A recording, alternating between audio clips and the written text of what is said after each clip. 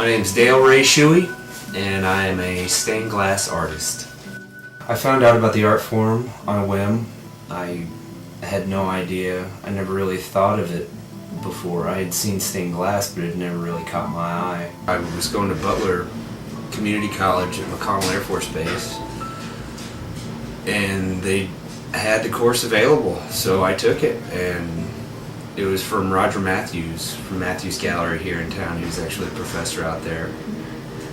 And it was one of the coolest decisions I think I've ever made in the way of how I express myself artistically and the opportunities that are available from it. Well, first off, you have to have an idea to fill any vacant, empty window.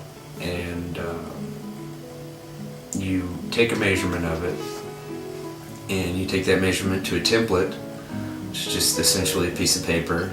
You work out whatever pattern, whatever design that you want, and you hone it to the point where you can actually start cutting the glass, and you delegate certain glasses, certain colors, textures to whatever part of the design you want to accentuate in whatever way. So it's really open to interpretation as far as what's made.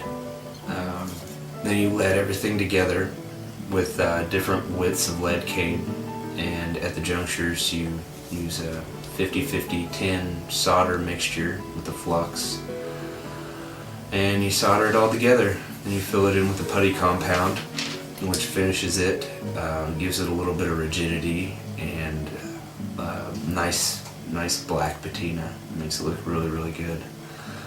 And then you clean it and take it to your customer.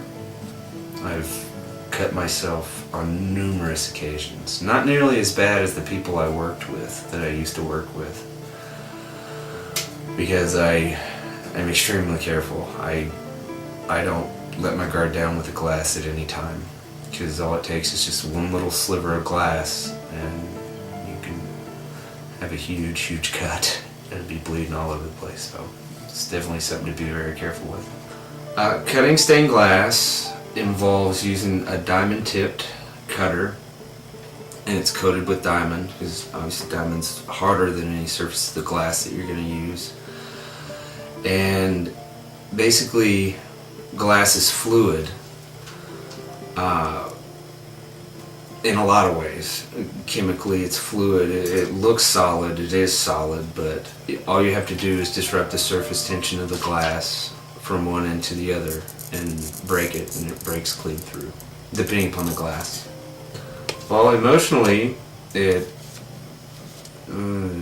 levels me. It's very gratifying art form.